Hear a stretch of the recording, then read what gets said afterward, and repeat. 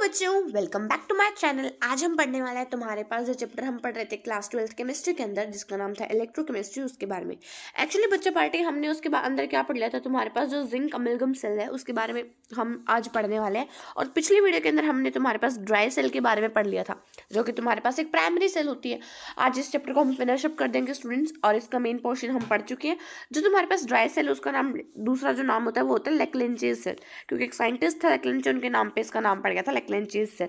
और अगर हम इसके बारे में बात करें, सो जो हमारे पास तुम्हारी जो ड्राई सेल होती है, वो ड्राई सेल तुमने रिमोट के अंदर देखी होगी, हमने एग्जांपल दे दिया।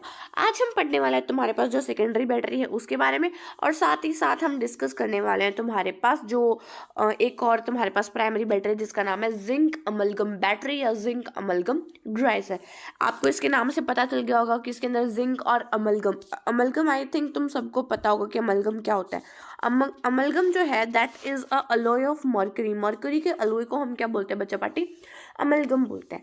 तो उसका कुछ मिक्सचर का सेल है जिसके बारे में आज हम इस वीडियो में डिस्कस करने वाले हैं। तो स्टार्ट करते हैं। तुम्हारे पास जो जिंक अमलगम सेल है उसका दूसरा नाम होता है बटन सेल।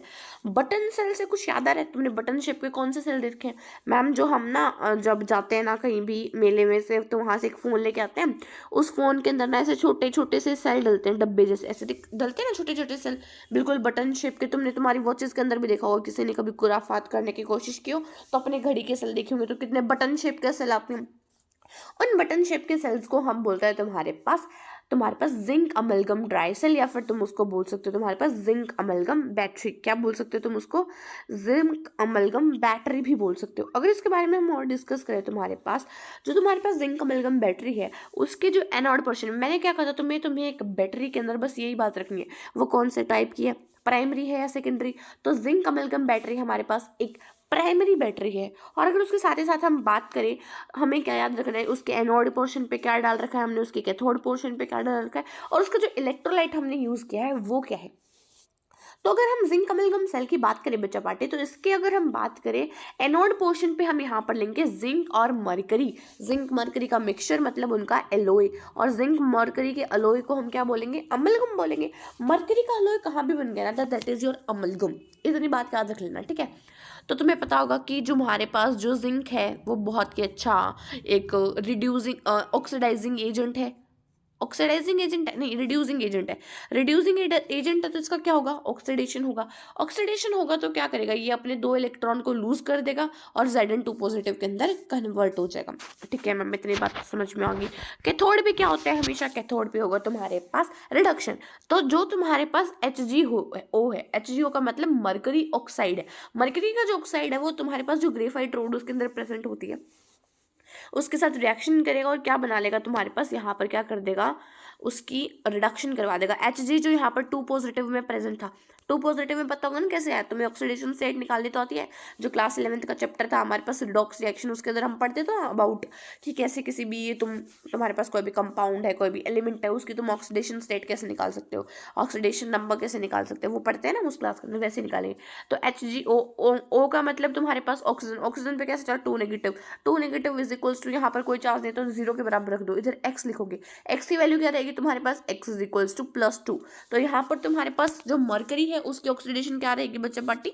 2 रहेगी, मतलब +2 रहेगी, और ऑक्सीजन की -2, इसलिए ये जो पूरा कंपाउंड है वो न्यूट्रल है। और यहाँ पर जाके क्या बन गया, ये सिर्फ तुम्हारे पास मरकरी एक न्यूट्रल बन गया, मतलब इसने क्या कर दिया, अपना रिडक्शन करवा दिया। अपना रिडक्शन करवाया तो भी क्या है तुम्हारे पास, एक बहुत अच्छा ऑक्सीडाइजिंग एजेंट है, क्योंकि खुद का रिडक्शन जिसका होता है वो दूसरों का क्या करवा सकता है? ऑक्सीडेशन करवा सकता है। तो ये बहुत अच्छा तुम्हारे पास ऑक्सीडाइजिंग एजेंट है, और साथ ही साथ क्या है, कहाँ प्रेजेंट होगा? कैथोड पोर्शन पे प्रेजेंट होगा। अगर हम बात करें यहाँ पर कि जो इलेक्ट्रोलाइट है, इलेक्ट्रोलाइट मतलब वो सॉल्यूशन जिसके अंदर हमें रिएक्शन करवानी होती है, उसके अंदर हम कैसे, मतलब उसके लिए हम कैसे क्या लेंगे, उसके अंदर क्या क्या चीज़ लेंगे जहाँ पर हमारी रिएक्शन होगी। तो अगर हम बात करें बच्चा पार्टी अबाउट योर इलेक्ट्रोलाइट, तो इलेक्ट्रोलाइट के अंदर हम लेंगे सैचुरेटेड सॉल्यूशन ऑफ तुम्हारे पास पोटेशियम हाइड्रोक्साइड का, और तुम ले सकते हो यहाँ पर पोटेशियम हाइड्रोक्साइड का सॉल्यूशन ही लिया जाता है तुम्हारे पास, थोड़ा सैचुरेटेड सा। सैचुरेटेड का मतलब बिल्कुल वाटर के अंदर तुमने एक ऐसे लिमिट तक KOH डाल रखा है जिसके बाद उसकी सॉलिबिलिटी नहीं है, मतलब और तुम उसके अंदर डाल नहीं सकते, इतना सैचुरेटेड सॉल्यूशन हम लेंगे QH का। फिर हम क्या कराएंगे यहाँ पर ओवरऑल रिएक्शन करवाएंगे। तो जब तुम्हारे पास ये जो है तुम्हारे पास जिंक जब मरकरी के साथ रिएक्ट करेगा तो मरकरी ऑक्साइड के साथ, तो फिर क्या बन जाएगा तुम्हारे पास जिंक का ऑक्साइड बन जाएगा और साथ ही साथ क्या बन जाएगा मरकरी बन जाएगा। अब यहाँ पर Zn की तुम वो निकाल सकते हो ऑक्सीडेशन रेट। तो ऑक्सीजन की तुम्हारे पास -2 x मतलब जिंक की मान लो, जिंक की अगर हम निकाल दें तो x मान ली, प्लस में क्या करना है हमें यहाँ पर -2 करना है, इज इक्वल्स टू क्या रहेगा 0 बिकॉज न्यूट्रल कंपाउंड है। तो अगर इस -2 को तुम उधर भेजोगे तो x की value you will gain up 2, तुम्हारे पास 2 आ जाएगी। सो वो तुम्हारे पास क्या है ऑक्सीडेशन स्टेट ऑफ जिंक। अगर उसके बाद हम बात करें E of cell standard electrode of your cell, तुम्हारे पास जो इलेक्ट्रोड पोटेंशियल है वो सेल का क्या रहेगा 1.35 वोल्ट। इसको हम वोल्ट में मेजर करते हैं, पता होगा ना पोटेंशियल डिफरेंस को, पढ़ा होगा ये बात तो फिजिक्स में कि पोटेंशियल डिफरेंस को वोल्ट के अंदर मेजर किया जाता है। Yes ma'am. अगर उसके बाद हम बात करें इसके अंदर और कांस्टेंट ड्यूरिंग द प्रोसेस, हमेशा याद रखना ऐसे नहीं कि कभी प्रोसेस हो रही है तो कभी उसको ज़्यादा यूज़ हो रहा है तो ये गड़बड़ा जा रहा है, नहीं, हमेशा जब भी उसकी प्रोसेस चलती हैं तब वो क्या रहता है कांस्टेंट रहता है। और ये सेल बेटा अगर एक बार ख़राब हो गई तो इसको तुम दोबारा यूज़ नहीं कर सकते। इतनी बात क्लियर है? Yes ma'am. आई होप आप सबको इतनी बात क्लियर होगी, और नहीं हो और आपको कोई डाउट हो तो आप मुझे कमेंट सेक्शन में पूछ सकते हैं। I will reply your doubt, और मैं अगली वीडियो के अंदर उसको समझा भी सकती हूँ कि दैट पर्टिकुलर डाउट। अगर हम बात करें इसके अंदर ई ऑफ जो तुम्हारे पास ई ऑफ सेल है इलेक्ट्रोड ऑफ सेल है does not depend upon the concentration of KOH। तुम्हारे पास ये जो इलेक्ट्रोलाइट है ना उसके ऊपर डिपेंड नहीं करेगा। कंसंट्रेशन एनोड की क्या है कैथोड की उसके ऊपर तो फिर भी डिपेंड कर जाए, but will not depend on your the electrolyte की कंसंट्रेशन क्या उसके ऊपर डिपेंड नहीं करेगा। इतनी बात समझ में आ गई? आई होप समझ में आई होगी आपको। अगर फिर इसके बाद हम बात करें बच्चा पार्टी तुम्हारे पास secondary battery, as I told you in the previous video कि जो तुम्हारे पास सेकेंडरी बैटरी है वो ऐसी बैटरी होती है जिसका यूज़ हम बार बार कर सकते हैं। मतलब अगर तुम्हारे पास ख़त्म हो गई एक बार, मतलब डिस्चार्ज होगी, तो फिर तुम उसको दोबारा रिचार्ज करो और यूज़ करो। फिर मतलब अगर फिर वो डिस्चार्ज होगी फिर आप उसको चार्ज करो देन यूज़ कर सकते हो। ऐसी बैटरी को हम क्या बोलते हैं सेकेंडरी बैटरी, रिचार्जेबल होती है। Example lead storage battery. Lead storage battery का मतलब तुम्हारे पास, और अगर हम बात करते हैं तुम्हारे पास ये जो लेड स्टोरेज बैटरी उसके बारे में, तो जो एनोड के ऊपर उदाहरण हम लेंगे सॉलिड जो तुम्हारे पास लेड मेटल, लेड मतलब PB, तुमने सिंबल तो सुना ही होगा, वो कहते हैं ना लेड सिंबल PB, नाम तो सुना ही होगा।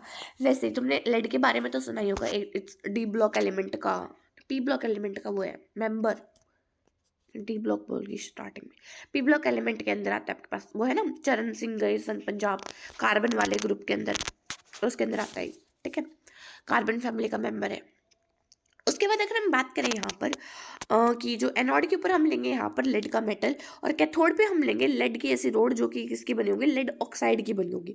लेड ऑक्साइड की रोड लेंगे कैथोड के ऊपर, और अगर हम बात करें एनोड के ऊपर हम लेंगे प्योर जो लेड मेटल है वो। और अगर हम बात करें इलेक्ट्रोलाइट के अंदर तो वहाँ पर हम यूज़ करेंगे 32% weight by weight concentration of your H2SO4। H2SO4 हम मतलब सल्फ्यूरिक एसिड ले रहे हैं हम वहाँ पर, ठीक है, और फिर वहाँ पर क्या करवा देंगे रिएक्शन करवा देंगे। तो अगर हम बात करें बच्चा पार्टी कि ये जो रिएक्शन मैंने यहाँ पर लिखी है ये तुम्हारे पास डिस्चार्ज होने की रिएक्शन है, मतलब कि अब बैटरी को हम क्या कर रहे हैं यूज़ कर रहे हैं। लेड स्टोरेज बैटरी का यूज़ कहाँ किया जाता है? आपके घर में इन्वर्टर देखे आपने, इन्वर्टर की बैटरी का नाम होता है लेड स्टोरेज बैटरी, और उसके अंदर लेड मेटल की रोड्स होती है और लेड ऑक्साइड भी होता है।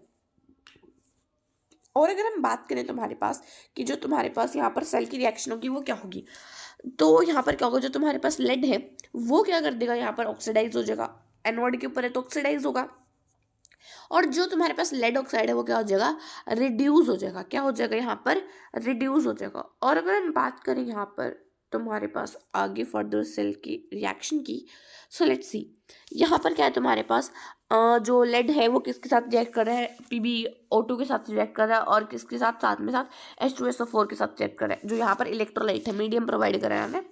फिर अगर हम बात करें यहाँ पर क्या होगा दोनों के दोनों कहाँ चले गए +2 स्टेट में, ये तुम्हारे पास 0 पे था +2 में गया तो क्या हो गया ऑक्सीडेशन।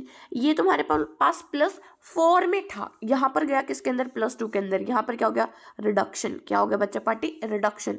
तो इट्स अ रिडॉक्स रिएक्शन, और कौन सी redox reaction spontaneous redox reaction. और अगर हम इसके स्पॉन्टेनियस रिडॉक्स रिएक्शन होती है ना I think it's will be a question for you कि कौन सी रिएक्शन होती है यहाँ पर, स्पॉन्टेनियस रिडॉक्स रिएक्शन होती है या फिर नॉन स्पॉन्टेनियस रिडॉक्स रिएक्शन होती है। ये मैंने आपको आपकी फर्स्ट वीडियो के अंदर बताया था कौन सी होती है। So I hope you will answer this question. So answer this question in the comment box, और जो जो इसका आंसर बताएगा विल रिप्लाई है। नेक्स्ट अगर हम बात करें इसके अंदर तुम्हारे पास लेड स्टोरेज बैटरी के बारे में, तो जो सेल रिएक्शन होगी वो तुमने देख ली। यहाँ पर क्या हो जाएगा, तुम्हारे पास जो लेड सल्फेट है उसकी फॉर्मेशन हो जाएगी। और अगर हम बात करें अगर इस प्रोसेस को हम रिवर्स कर दें तो क्या हो जाएगा, हमारे पास ये चार्ज हो जाएगी ना। ये काम हो रहा है तो अच्छा काम हो रहा है, इस काम का उल्टा कर दो तो क्या होगा, बुरा काम होगा। एग्जाम्पल से समझ लो ना, ये काम करे तो अच्छा काम हो रहा है, इसका उल्टा कर दोगे तो बुरा काम हो जाएगा। ऐसे समझो, कैसे जैसे तुमको अच्छा लगे वैसे समझो। अगर हम बात करें इसके इलेक्ट्रोड पोटेंशियल की, तो वो हमारे पास बड़ा होता है। याद रखना, इट्स अ सेकेंडरी बैटरी, मतलब 2 बार सेकेंडरी से 2 डिग्री याद रखना। तो इसका जो तुम्हारे पास सेल पोटेंशियल होगा, electrode potential, that will be your 2.041 volt. ठीक है, ऐसे याद कर लेना 2.04। ऐसे तो तुम कुछ आगे लगा ही दोगे, बट याद हो जा सकता है ऐसे कि 2 डिग्री है, सेकेंडरी है, तो सेकेंडरी से 2 डिग्री से हम याद कर सकते हैं 2.041 वोल्ट। और अगर हम इसके अंदर बात करें, तुम्हारे पास जो केमिकल एनर्जी है उसको हम किसके अंदर कन्वर्ट करने वाले हैं, तुम्हारे पास इलेक्ट्रिकल एनर्जी के। तो तुम्हें पता होगा रिएक्शन होगी, वहां से तुम्हारे पास क्या बन जाएंगे, तुम्हारे पास बिजली। बिजली बिजली हार्डी सिंधु का सॉन्ग सुना है बिजली, तो उस बिजली का प्रोडक्शन हम यहाँ से करेंगे। ठीक है, दैट्स ओनली जॉक्स अपार्ट। अब अगर हम बात करें, तुम्हारे पास ये है कि अब तुम्हारे पास ये जो वोल्ट है, जो सेल पोटेंशियल है, वो क्या हो जाएगा, डिक्रीज होगा। क्यों डिक्रीज होगा बच्चा पार्टी, जब हम इसको रिचार्ज करेंगे ना, तब इसका जो सेल पोटेंशियल है will decrease during this process. ये कांस्टेंट नहीं होता, ये क्या होता है, तुम्हारे पास घट जाता है। क्यों घट जाता है, क्योंकि यहाँ पर जो बार बार रिचार्जेबल होते हैं तो उसके कारण वो कम हो जाता है। बट यहाँ पर क्या रहता है, कांस्टेंट रहता है। दिट्स मतलब हायर क्लासेस का फैक्टर है, उसको बाद में पढ़ेंगे हम। अभी के लिए तुम इतना जान लो कि ये याद रखो, तो तुम्हारी मर्जी है। वैसे it's not given in your NCERT, यहाँ पर लिख दिया गया है फॉर योर इन्फॉर्मेशन। और अगर तुम इस बात को याद रखना चाहो, दैट्स इंपॉर्टेंट, लिख दो। तुम्हारा एग्जामिनर अगर तुमसे खुश हो रहा है, बट इंपॉर्टेंट है कि तुम तुम्हारे एग्जाम में इतनी चीज लिख रहे हो, दैट इज सफिशियंट। ज्यादा कुछ लिखना इज नॉट इम्पॉर्टेंट, जो लिख रहे हो उसको अपना बेस्ट बनाकर लिखना is important. So this is a tip for exam. कहीं भी अगर तुम क्वेश्चन आंसर तुम्हारा अटेम्प्ट कर रहे हो तो उतना लिखो जितना नेसेसरी है।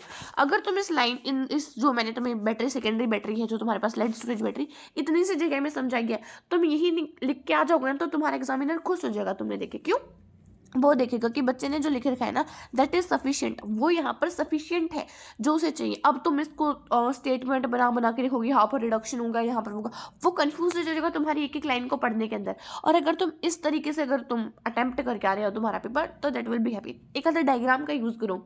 डायग्राम से क्या होता है, तुम्हें लिखना कम पड़ता है और तुम्हारा टाइम भी बचता है। अपनी प्रैक्टिस बनाओ। कहीं कहते हैं मैम हमसे तो डायग्राम नहीं बनते, तो अपनी प्रैक्टिस बनाओ कि तुम अच्छे से डायग्राम बना पा रहे हो। और जैसे तुम अगर तुम्हारे आंसर्स को डायग्राम में समझाने के एबल होगे ना, तो मतलब you are the best at that thing. तो कोशिश करो कि तुम आंसर्स को डायग्राम में बताओ। ओके, अगर हम बात करें, अब हम बात करते हैं तुम्हारे पास एक और फ्यूल, मतलब तुम्हारे पास बैटरी के बारे में, जिसको हम बोलते हैं तुम्हारे पास फ्यूल सेल। फ्यूल सेल का मतलब कुछ ना कुछ फ्यूल का हम यूज़ कर रहे हैं, और ये जो फ्यूल है तुम्हारे पास क्या करेगा, कुछ ना कुछ हीट रिलीज करेगा ड्यूरिंग द रिएक्शन। और जैसे ही तुम्हारे पास ये हीट रिलीज करता है, क्या करते हैं हम, उस हीट रिलीज को डायरेक्ट हम किसके अंदर चेंज करते हैं, तुम्हारे पास इलेक्ट्रिकल एनर्जी के अंदर। ओ ये क्या हो गया, कोई बात नहीं, इसको हम दोबारा साफ कर लेंगे, फिर लिखेंगे दोबारा से। तो लिखता है, अगर हम बात करें तुम्हारे पास फ्यूल सेल की बच्चा पार्टी, तो फ्यूल सेल का मतलब क्या है, ऐसी सेल जो रिएक्शन होने के बाद जो भी तुम्हारे पास हीट प्रोड्यूस हुई ना, heat of reaction. Heat of reaction मतलब the heat produce during reaction. सीधी सी बात है, कुछ भी लिखना हो तो ये क्या है, सो तुमसे पूछ ले electrode potential, potential of the electrode is electrode potential. सीधी सी बात है ना, ऐसे लिखेंगे हम। तो वैसे ही हीट ऑफ रिएक्शन मतलब जो तुम्हारे पास रिएक्शन के टाइम हीट रिलीज हुई है वो। और अगर तुम्हारे पास मान लो, एग्जाम्पल के लिए मैंने ले लिया यहाँ पर, तुम्हारे पास था मिथेन। मिथेन को तुम रिएक्ट करवा रहे हो ऑक्सीजन के साथ, so you will get your CO2 and H2। तुम्हें क्या मिल रहा है, कंबशन हो रहा है। यहाँ पर कौन सी प्रोसेस हो रही है, कंबशन। अगर तुम किसी भी ऑर्गेनिक कंपाउंड को ऑक्सीजन के साथ रिएक्ट कराओगे तो क्या होगा, वहाँ पर कंबशन। अगर इस कंबशन के अंदर हम क्या कर रहे हैं बच्चा पार्टी, रिलीज करवा रहे हैं CO2 एंड O2, और साथ ही साथ ये तुम्हारे पास एक एक्सोथर्मिक प्रोसेस है। एक्सोथर्मिक प्रोसेस है, तो यहाँ से क्या रिलीज होगी, बहुत बहुत अमाउंट में हीट रिलीज होगी, और उस हीट को हम डायरेक्ट कहाँ यूज करें तुम्हारे पास इलेक्ट्रिसिटी प्रोड्यूस करवाने के अंदर, तो उसको हम बोलते हैं तुम्हारे पास योर फ्यूल सेल। और अगर हम बात करें यहाँ पर, ये देखो क्या प्रूफ है, ये एक्सोथर्मिक है।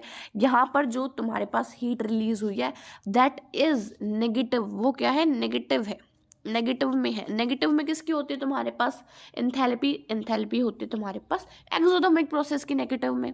ठीक है, तो एक और कॉन्सेप्ट में यहाँ से याद हो गया। और अगर हम बात करें इसके अंदर, देखिए कि ये तो हमने एक एग्जांपल लिया है। अब ये जो किलो जूल है, यहाँ पर जो तुम्हारे पास एनर्जी रिलीज हुई है, एंथैल्पी जो है, उसको तुम कन्वर्ट करो डायरेक्टली इन इलेक्ट्रिकल एनर्जी, तो वो तुम्हारे पास होगी फ्यूल सेल। और अगर हम यहाँ पर बात करें एक एग्जांपल, जो तुम्हारी NCERT, जो ये तुम्हारी बाइबल है, मॉडर्न बाइबल बोलती हूँ मैं तो, मेरी माय बाइबल, तो इसके अंदर एक बात लिख रखी है तुम्हारे पास कि जो इसका एक एग्जांपल लिख रहा है that is your hydrogen oxygen fuel cell, कि मतलब ऐसी सेल, ऐसी फ्यूल सेल जिसको किससे फॉर्म किया गया है, आपके हाइड्रोजन से और आपके ऑक्सीजन से। अगर हम वहां पर करवाते हैं बच्चा पट्टी रिएक्शन, क्या करवाएंगे, रिएक्शन कैसे करवाएंगे, देखो दो ग्रेफाइट की रोड हमने ली, ठीक है मैम, जो है तुम्हारे पास इनर्ट इलेक्ट्रोड, मतलब ये कुछ काम नहीं कर रही। इनर्ट कौन होता है, वो इनर्ट गैसेस वाली, तुम्हें ग्रुप याद है वो हीना, नीना और करीना सबके एक्सरे रंगीन वाली जो सीरीज है, वो उस सीरीज के अंदर सारी इनर्ट गैसेस है, मतलब वो रिएक्शंस नहीं करती। वैसे ही हमारे पास ये ग्रेफाइट रोड यहाँ पर क्या इनर्ट से कुछ काम नहीं करी, कोई रिएक्शन नहीं करी। एक साइड हमने क्या ले लिया, तुम्हारे पास ये फीस लाइन है, एक साइड हमने ले लिया लिक्विड ऑक्सीजन, एक साइड ले लिया लिक्विड H2O। और अगर हम बात करें, यहाँ से हम ऑक्सीजन डाल रहे हैं, यहाँ से डाल रहे हैं H2O, ऊपर से हम डाल रहे हैं यहाँ पर NaOH, क्या डाल रहे हैं, या फिर KOH भी डाल सकते हैं आप, इलेक्ट्रोलाइट जो कि स्ट्रॉन्ग इलेक्ट्रोलाइट है, स्ट्रॉन्ग है ना electrolyte, KOH KCl, it's a strong electrolyte, it's a sorry strong base, strong base है, वीक बेस है। It's a concept of class 11th। I hope तुम सबको याद होगा कि ये स्ट्रॉन्ग है या वीक है। तो इस क्वेश्चन का answer you will comment me in the comment box. और अगर इसके बाद हम बात करें कि जो KOH है वो दोनों, या फिर NaOH कुछ भी यूज करो, दैट इज योर बेसिस, और इनका यूज हम किसके अंदर करने वाले, इलेक्ट्रोलाइट के रूप में करने वाले हैं। और अगर हम बात करें यहाँ पर एनोड पे क्या रिएक्शन होगी, एनोड पे हमेशा ऑक्सीडेशन होता है, तो जो तुम्हारे पास हाइड्रोजन है उसका हो जाएगा ऑक्सीडेशन, वो चली जाएगी +1 स्टेट के अंदर, और ऑक्सीजन का क्या करा दो, रिडक्शन करवा दो। जो ऑक्सीजन तुम्हारे पास यहाँ पर 0 स्टेट के अंदर थी, वो चली जाएगी -2 स्टेट के अंदर, चली गई ना -2 स्टेट के अंदर। अब ये -2 वाली क्या होगी, यहाँ पर रिड्यूस होगी।